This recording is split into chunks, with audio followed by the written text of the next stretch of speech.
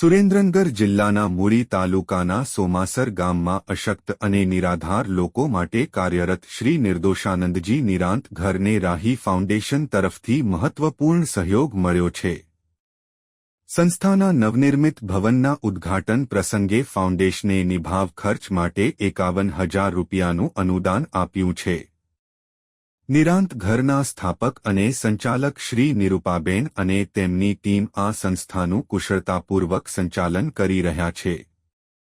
કાર્યક્રમમાં રાહી ફાઉન્ડેશનના અધ્યક્ષ જયેશ પરીખ અતિથિ વિશેષ તરીકે ઉપસ્થિત રહ્યા હતા।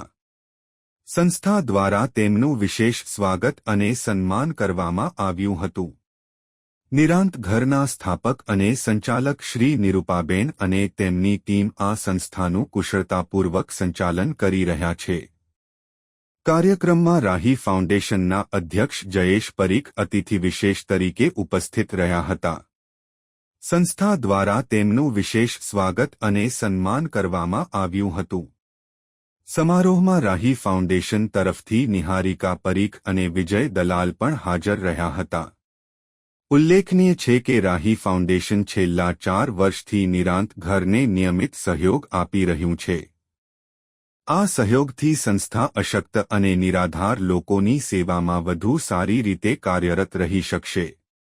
સુરેન્દ્રનગર જિલ્લાના મૂળી તાલુકાના સોમાસર ગામમાં અશક્ત અને નિરાધાર લોકો માટે કાર્યરત શ્રી નિર્દોષાનંદજી નિરાંત ઘરને રાહી ફાઉન્ડેશન તરફથી મહત્વપૂર્ણ સહયોગ મળ્યો છે। સંસ્થાના નવનિર્મિત ભવનના ઉદ્ઘાટન પ્રસંગે ફાઉન્ડેશને નિભાવ ખર્ચ માટે 51,000 રૂપિયાનું અનુદાન આપ્યું છે।